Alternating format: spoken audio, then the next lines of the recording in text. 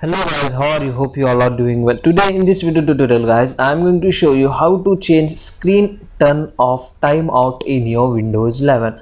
So for this guys, just press Windows key button. From here you need to open the settings. Okay, in the settings guys, in the left panel you can get the option system. Just click and open it, and in the right panel guys, just scroll down. Here you can get the option power and battery. Just click and open it, and here you can get the option screen and sleep. Just expand this.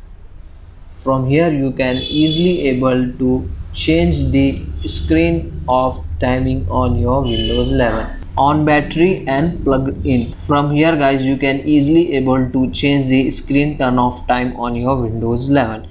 So that's it for today guys. It's the short and very simple video. Hope you enjoy this. If you enjoy, please guys don't go back without like, share and subscribe to our channel. Thank you very much.